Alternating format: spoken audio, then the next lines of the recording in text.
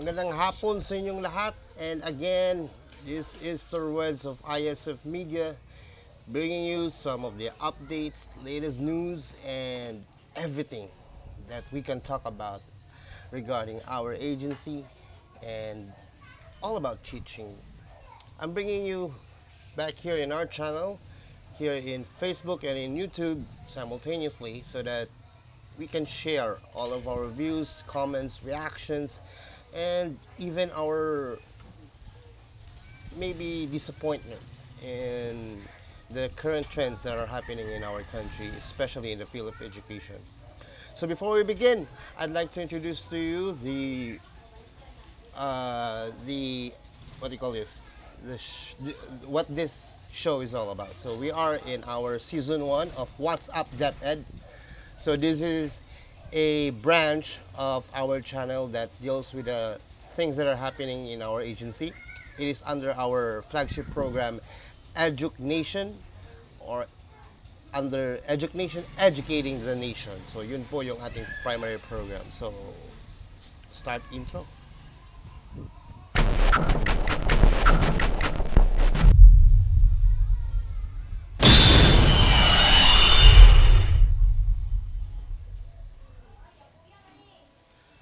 So again, tatlong araw na ang lumipas simula na nagbukas ang ating mga pasukan sa ating bansa. So this is school year 2024-2025. So kamusta mga guro?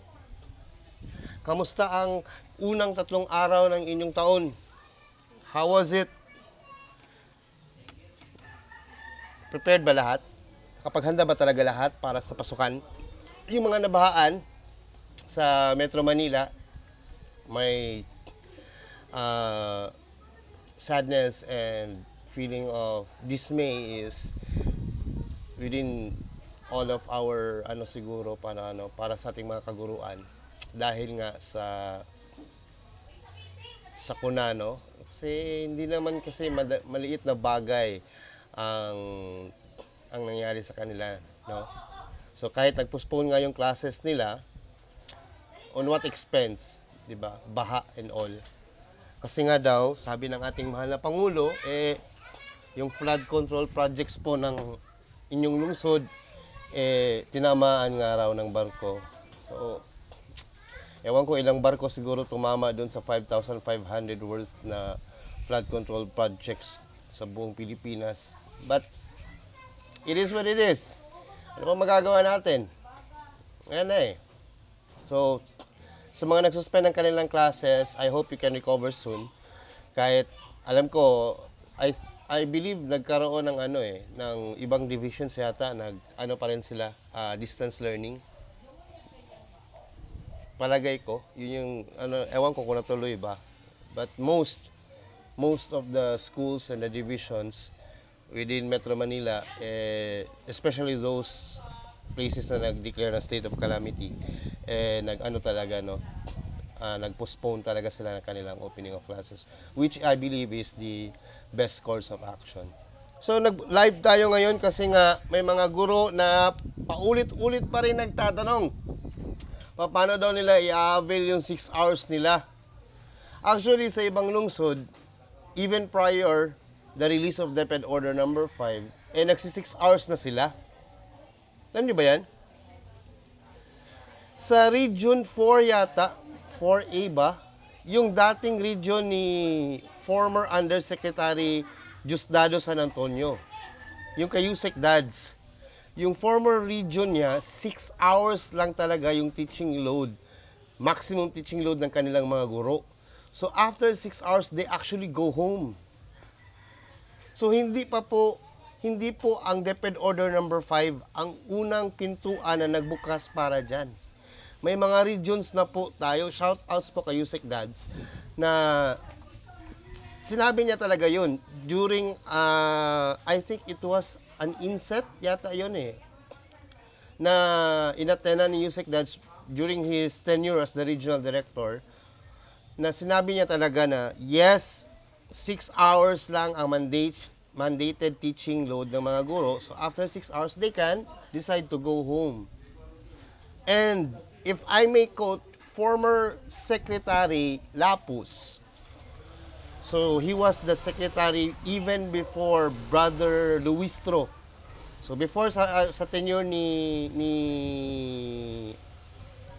President Pinoy, before his tenure, si Secretary Lapus po ang kauna-unahang secretary na nagsabi na it is in the benefit and advantage of the school if after the 6 hours of teaching mandate ng mga guro, uuwi na sila. Bakit raw? So, if I may quote you, Secretary Lapus, former Secretary Lapus, Defense Secretary natin, sabi niya, it saves electricity and it saves water bill na sadyang bumabawas sa MOOE. See, it was the most practical solution to reduce the costs that are incurred in the schools against their MOOEs. Matagal na po yan siya naging solusyon. It is not something new. And madalas po na sinasabi ng ating mga school heads, which is actually true, napakalaki talaga ng kinakain sa MOOE ng mga bayarin hinggil sa kuryente at tubig. Bakit malaki itong dalawa? Kasi lahat ng classroom kailangan well ventilated. At hindi lang din pwede na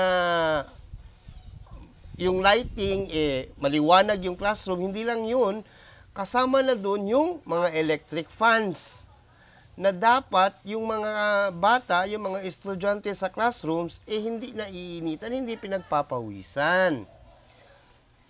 And I know there are some classrooms na tig-pipito o tig-wawalong electric fan. Hindi pa kasama yung electric fan na nakatutok din kay ma'am. Siyempre, alangan naman yung mga bata lang ang hindi maiinitan, di ba? Magpapawisan din si teacher. So, kailangan may electric fan din para kay teacher. So, yun. So, imagine. I believe under the computation of kilowatt hours, 3 or 4 stand fans is equivalent to the kilowatt hours of a standard window type aircon. Yung inverter ba yan? Yung aircon. So, imagine, kung merong 8, so, 2 aircon yun. Di ba mabuti pa, bumili na ng isang aircon sa classroom? Di ba? So, imagine niyo, nakaandar yun buong araw for 6 hours. O for 8 hours, kasi nandun pa rin si ma'am Kung hindi mo siya pauuwiin, nandun pa rin si ma'am sa classroom, mag-electric fan pa rin yun. Sigurado mag-electric fan pa rin yun. Di ba? Tapos yung ilaw, plus yung mga charger ng laptop, ng TV na nakasaksak for the visual aids. Kasi nagpe-present ng PowerPoint si ma'am. Lahat yun kumakain ng kuryente.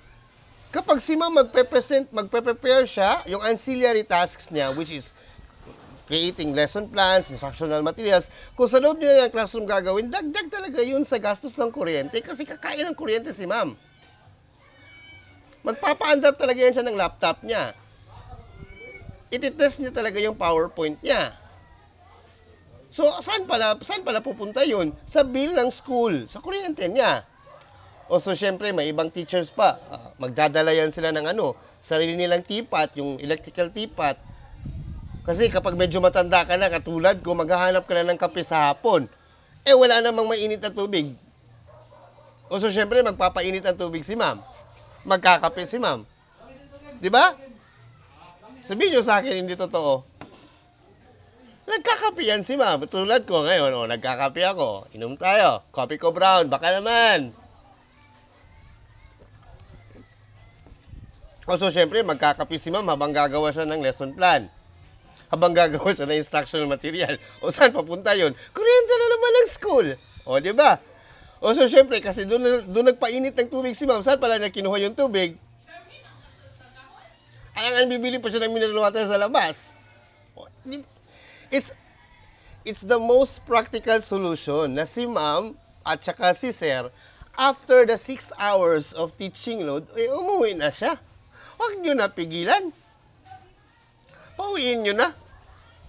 Palag out nyo na sa biometric. Yun yung pinaka-practical.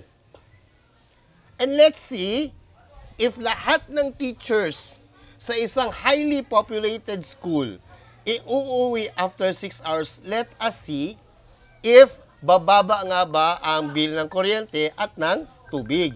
Doon natin yun malalaman. May tumatawag. Maya na.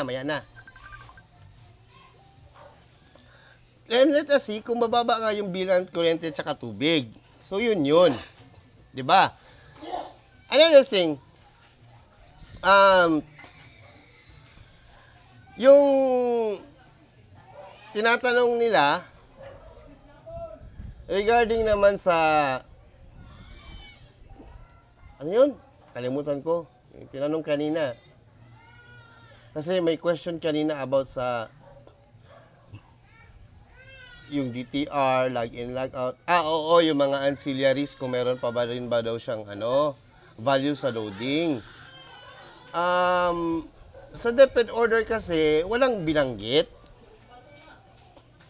Yung teaching-related tasks, which are originally coordinatorships, yung coordinatorships kasi, sa first sets of policies that were released by DepEd is equivalent to 1 teaching load. Ngayon po kasi, wala na. And I understand na yun yung concern ng isang teacher kanina, nung tinanong niya, kasi daw sa DepEd order, ang binanggit, priority for those who will be given teaching-related tasks, i.e., coordinatorships, are those who are underloaded. Okay. Yes, yun yung nakalagay sa policy. And then ang second na sinabi niya, if that is the case po, sir, how do we quantify these teaching-related tasks or coordinatorships into minutes? Kasi nga daw, ang nakalagay daw sa DepEd order, teaching load is equivalent or calculated into minutes. Tapos, yung teaching-related tasks naman, originally naman po daw, is not calculated into minutes, which is true. Correct po yung ni-raise ni ma'am. Wala nga pong quantification or remunerization into minutes ng mga teaching-related tasks to be converted into minutes. Wala po talagang binanggit doon. Kunwari, unlike before, ICT coordinatorships were treated to be at least 2 hours of teaching load. I believe guidance registrars were equivalent to 4 hours of teaching load. Canteen managers were given, I think, 2 to 3 hours of teaching load. So, sa teaching-related assignments kasi, nilabas ng DepEd Order number 5, specified yung mga coordinatorships that are recognized, pero wala siyang quantification into minutes. Wala siyang binigay na minimum value into the hours it should be spent. So, yung concern kasi ni ma'am, kunwari daw, sa school nila, sa kanya kasi, high school yata to si ma'am ang teaching load lang daw niya, yung student-teacher contact lang daw niya is 120 minutes. So, that is actually equivalent to at least 3 subjects or 3 learning areas. So, yun lang daw yung tinuturo niya. So, 120 minutes, i-minus mo yun sa 360 minutes, meron pag 240 minutes. Lahat ba daw ng 240 minutes, teaching-related tasks na? And if that is the case daw, how many minutes should be spent per teaching-related tasks? And if ganun nga raw po, does it mean daw na mayroong power or authority si school head mag-identify ng mga coordinatorships that would fit the remaining minutes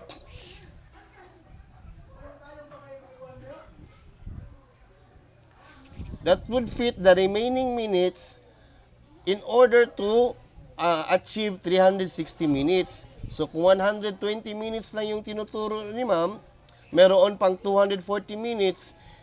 So, sino ba daw ang magdi-decide ilang minuto bawat coordinatorship?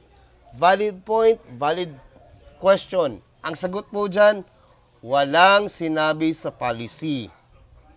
So DepEd Order number 5, wala pong binanggit na ganun.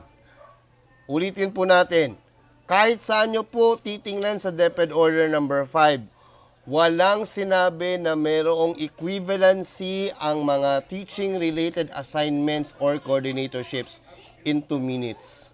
Wala po. So, kunwari, research coordinator ako. If I'm a research coordinator and I will be conducting a research for myself and I will be helping other teachers conduct action researches in their particular field, pwede ko bang sabihin that would take 3 hours per day already? And can I justify that?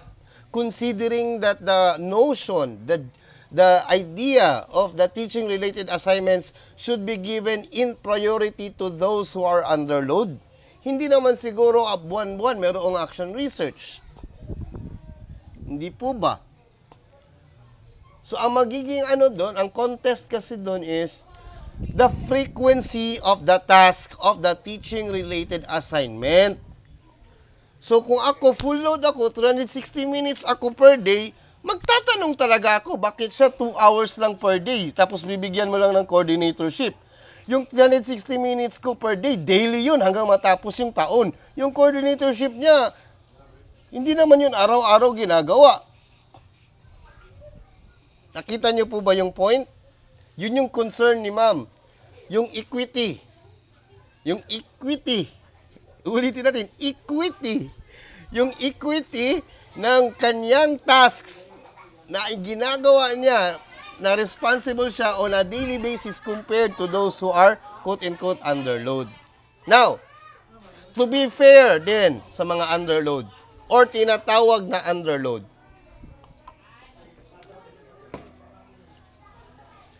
according to the Magna Carta,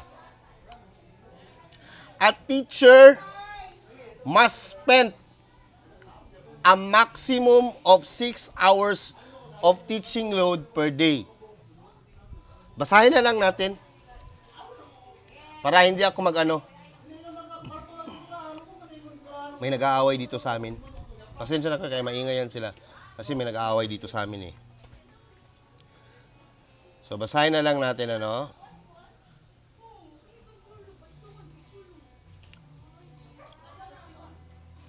Eto, according to the Magna Carta, item number 3, section 13, teaching hours.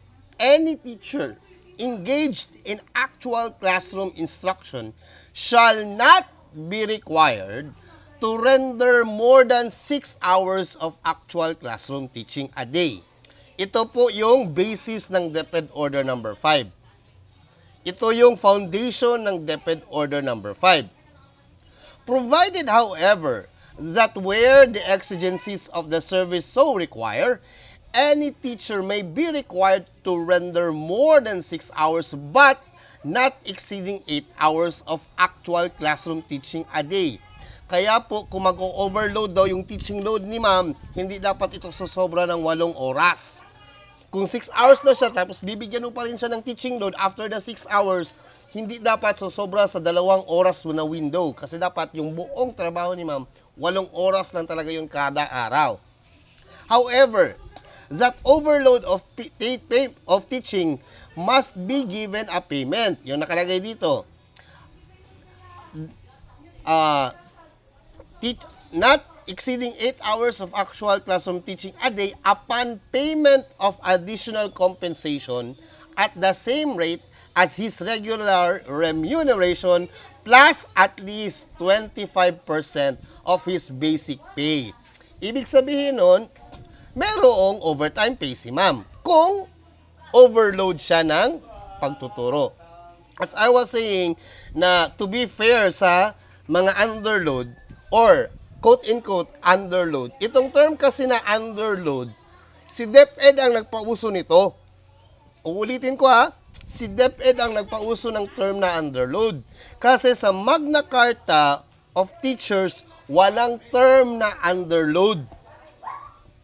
It does not exist. Bakit?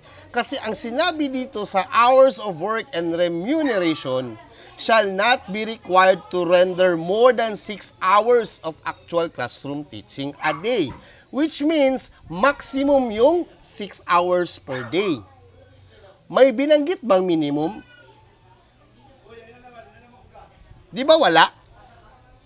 Basahin niyo po yung Magna Carta. Wala pong binanggit doon na merong minimum number of hours. Ang DepEd Order number 5 actually insists that the minimum number of hours of teaching ni ma'am is 6 hours. Required ka talagang magturo ng 6 na oras. Yun yung nakalagay sa DepEd Order. Pero kung babalikan mo yung Magna Carta, maximum of 6 hours. Anong ibig sabihin ng maximum? Maximum, nothing exceeds after it.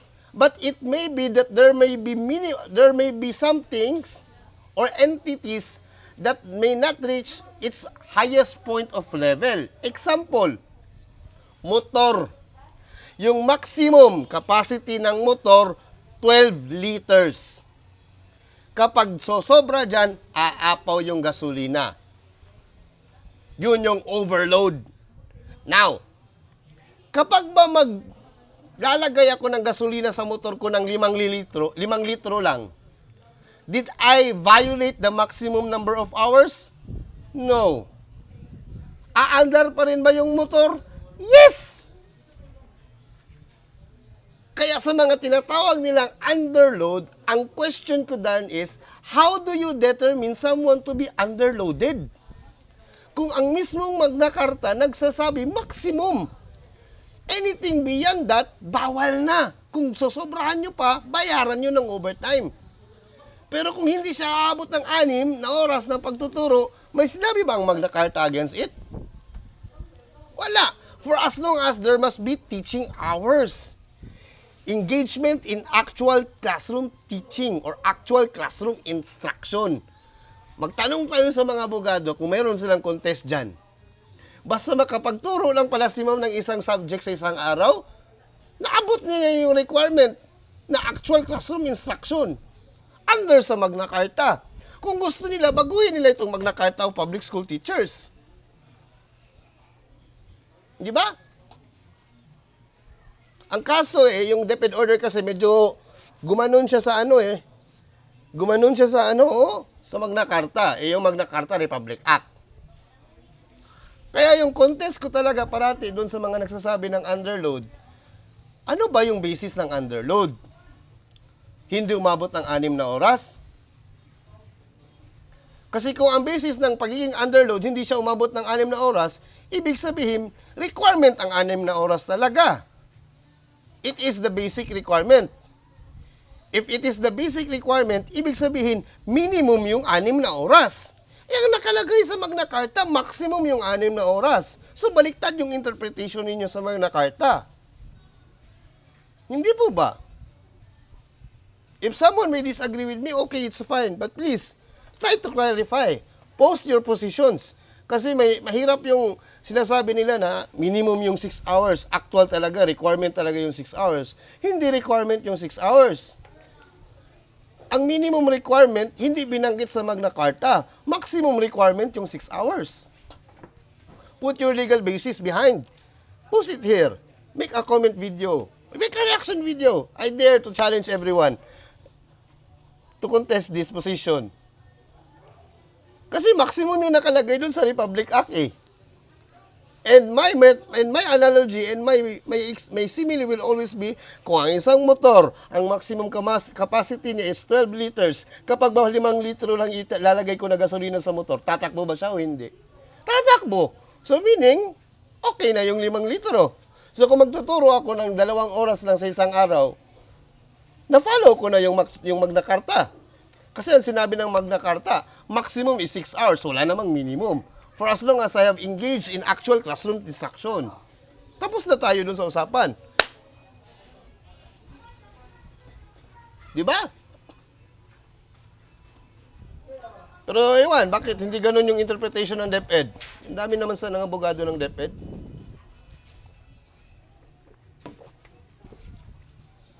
Kasi surface lang kasi yung tiningnan And then yun na kasi yung naging common practice na kailangan talaga yung 6 na oras. Hindi naman sinabi yun sa Magna Carta. And kung yung Magna Carta talaga yung Biblia ng mga guro, ng mga karapatan ng guro, kung yun talaga yung Biblia ng karapatan ng guro, bakit natin hindi sundin? Sa third contest ko dyan, if it is indeed a requirement for all teachers to teach 6 hours per day, walang teaching-related assignment, bawal magbigay ng coordinatorships for those who are so-called underloaded. Bakit? Hindi naman kasi actual classroom instruction yung coordinatorship eh. So why do we make an offset of these coordinatorships to offset the teaching instruction na 6 hours para lang maabot yung 6 hours? Bakit nagkaroon ng equivalency si DepEd? 'Di ba? Kung sadya talagang ang classroom instruction, student and teacher contact is a requirement in the Magna Carta na 6 hours talaga siya, walang dapat gagamiting pang offset. Kasi mas importante, mas mahalaga na maturuan ng mga bata. Pero hindi eh. Kasi alam natin at alam nila na yung nilagay sa Magna Carta maximum. Walang set na minimum. Walang standards for minimum. Yun yung point ko parati. Kapag titingin kasi sa policy, hindi naman ako abogado, hindi naman ako frustrated lawyer. But I know how to read and comprehend. Maliwanag naman yun eh. I am definitely wondering how they interpreted it accordingly sa kanilang mga nilabas na mga policies. Medyo nagtataka talaga ako. And every time someone asks me, ano yung tingin ko, yung opinion ko naman yung tinatanong eh. Hindi naman yung opinion ng iba. I'm gonna give you my opinion. This is my opinion. If you think I am wrong, it's okay. You can tell me I am wrong. Explain to me how I can be corrected. I always stand to be corrected. It's okay. I can make a mistake. I'm definitely born to make mistakes. But I would also like to be corrected for my mistakes. So if you think that I'm wrong, then please do so. Tell me, explain it to me, and I would like to be enlightened. Kasi mahirap talaga yung nandyan yung legal basis, yung Magna Carta. Nandyan yung DepEd order na sinasabi na it is based from the Magna Carta. Tapos medyo nag-criss-cross yung dalawa. So yung last na tanong kanina, pwede na ba daw siyang umuwi? Wala naman nagbabawas sa ating umuwi eh. Actually, merong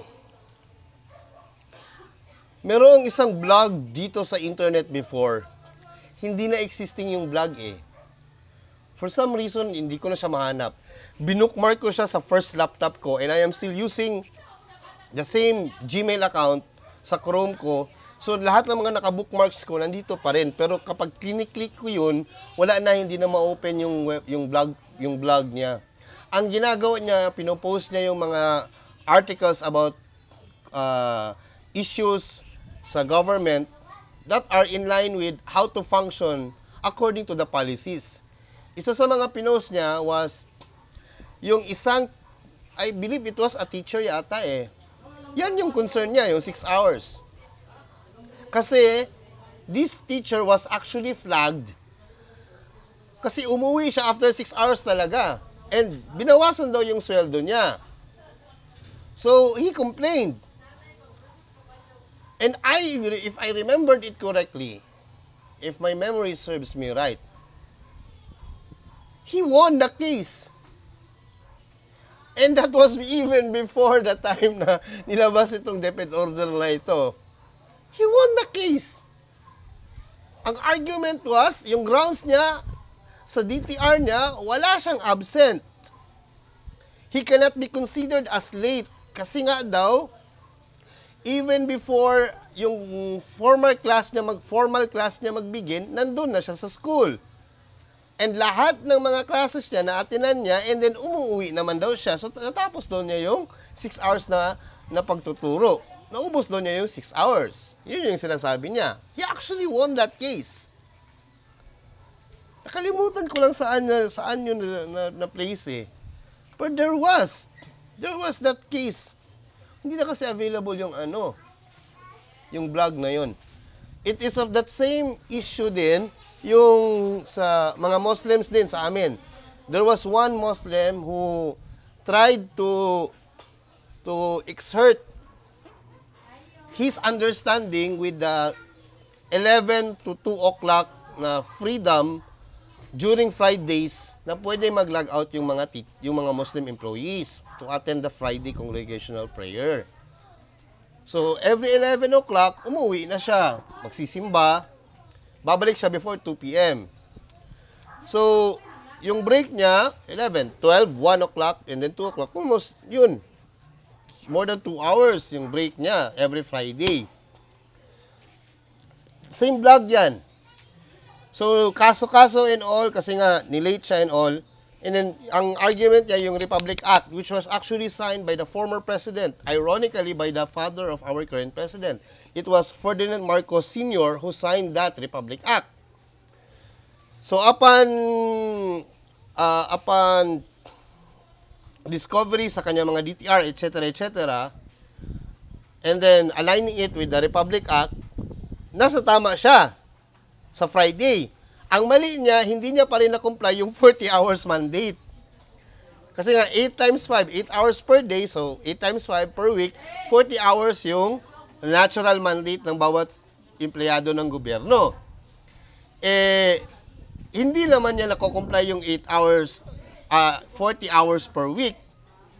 So, ang in-advise sa kanya, if you want to attend, to avail the Friday prayers na mag-out ka ng 11, mag-i-in ka ng 2 o'clock, you must come in early and log out late during the first 4 days of the week, Monday to Thursday, para yung cumulative number of hours na spent mo as a government employee will still be 40 hours per week. Oh. So maganda yung vlog niya. Actually nawala yun eh. Sa ano yun, yung sa civil service yung mga pinost niya. And it's of the same token and it's of the same argument that I'm raising. Yung nakalagay sa Magna Carta and even sa civil service memorandum, maximum lahat ang binanggit. Maximum. Limit na daw yung 6 hours. Huwag nang sumobra dun. Pero walang sinabing minimum. Maganda yan erase sa central office. Yung mga party list dyan. ACT! Ano pa ba mga party list? Yung ating guro. Ano pa ba? Mayroon pa ba yung 8 teachers party list? Kayo. Yung mga may representative sa Congress. Look at it. Kasi matagal na yan. 2017 namin yan inopen up eh. Binuksan namin yan noong 2017 during the workload policy. Yan yung first namin isa sa mga first things na diniscuss din namin. Kung kailan ba po pwedeng umuwi si ma'am, si sir.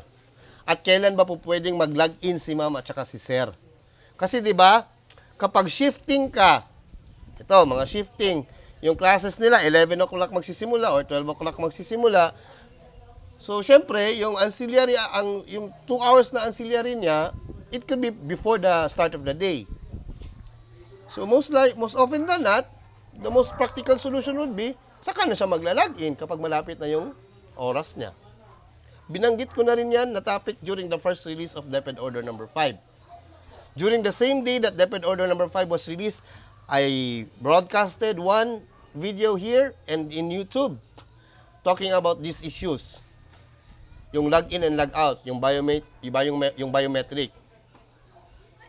Kasi kawawa ang mga administrative officers. Kapag every month, ang gagawin niya, magsige siya ng open ng mga class programs sa mga teachers. Ay, log-out ba niya to? Log-in ba niya to? Out na ba talaga niya dito? Tapos na ba yung klase niya yan? Kawawa yung AO kung iisa-isahin niya yan. Paano kung highly populated school yan? 400 plus teachers. For sure, isang buwan pa lang, magre-resign na yung AO. Hindi na niya kaya, ubos na yung oras niya sa biometric. Especially that, DepEd Order number 5 stipulates that there will be no means of verifications to determine what the teacher did during the 2-hour window ng 8 hours niya that is supposed to be dedicated for ancillary tasks. Maliwanag naman yun. Walang MOV. Walang document. Maliwanag po yun. And if that's the case, mahihirapan si AO to determine na, okay, hindi, tapos na yung class program niya dito. 6 hours na siya nito. Another thing na problematic sa DO5 is, kapag ba si ma'am inutusan, let's just say emergency, pinatawag or what, emergency meeting sa school, nagkaroon ng emergency meeting 1:00 ng hapon, supposedly may klase siya ng 1:30, natapos yung meeting 3:00. So, dalawang classes niya ang hindi niya napasukan kasi umattend siya ng meeting. Kung sinabi doon sa Magna Carta, sinabi doon sa DepEd Order, actual classroom teaching,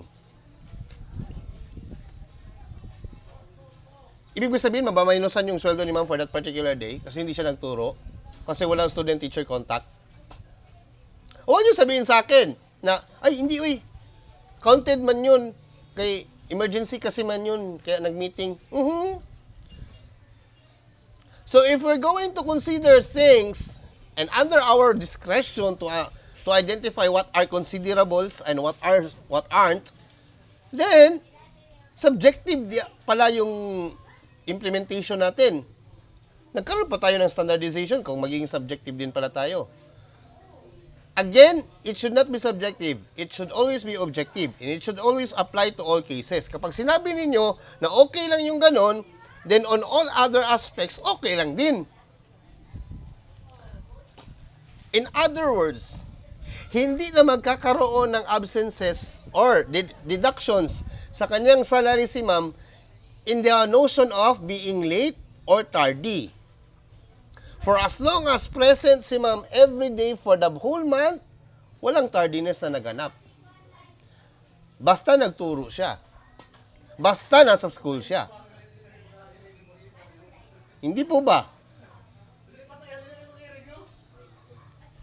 So marami pong butas ang DO5. The objective of DO5, build on the ideas and recommendations that were made during the time of Director Roger Masapol in Central Office. 2017 pa po yan. Sinimulan yung study na yan. Na-build po yan siya 2017, 2018, 2019. Hanggang last year po. Kaya po, pinilot test ang workload balancing tool. Kaya po, nung unang tinanong si Yusek Powa about teachers' workload, sinabi po ni Yusek Powa that time, they are working on the workload balancing tool. Bakit? Kasi matagal na po yung tool na yon. Existing po yun. It was driven towards another direction. Pero hindi na yun natuloy. But still, even if hindi yun siya natuloy, the policies behind the rationale of on DepEd Order number 5 is built upon the policies and rationale behind the workload policy study during the tenure of Director Roger Masapol in Planning Service Unit Central Office. Kaya po, madaling ma-determine ang mga butas ng DO5 ngayon. Kasi po, may mga issues that were not addressed in DO5 that were already raised previously during the workload balancing study. And these are amongst those issues, yung ino-open po natin dito ngayon. So, sa mga nagsisimula na pong i-implement ang 6 hours sa kanilang schools, sa kanilang districts, divisions, and then after 6 hours, umuwi na si ma'am, congrats! Napakagaling. Pero, yun nga, kailangan ba talagang 6 hours? Yung sinabi naman, maximum eh. Hindi naman minimum. Di po ba? Hindi natin masyadong patatagalan yung ating What's Up DepEd Episode 8 ngayong araw kasi bukas may duty na pa rin. We're still going back to work. Magtatrabaho pa rin po tayo bukas. I hope you learn something from our broadcast ngayong hapon. Kahit medyo maingay itong aking community kasi nga I live in a very lively community dito sa Davao City. Napakabibo ng mga tao dito. Alam niyo yun, parang hindi po pwedeng mahinahong magsalita. So I hope you learn something this afternoon and I hope you somewhat enjoyed our discussions, my discussions per se, about our policies enacted for school year 2024-2025. I am your Davao teacher, your one and only Sir Weds of ISF Media. Thanking you for joining me this afternoon. Maraming salamat. Please like, share, and follow my YouTube channel as well. Search nyo lang po, ISF Media. Yan po yung channel natin sa YouTube. Support us po kasi this is one of my avenues to vent out, talk about the things that I know and I learned about our agency and maybe share about the things that I would like others to learn from me as well.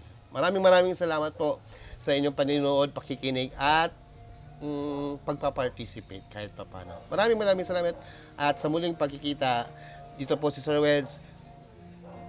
Bye-bye.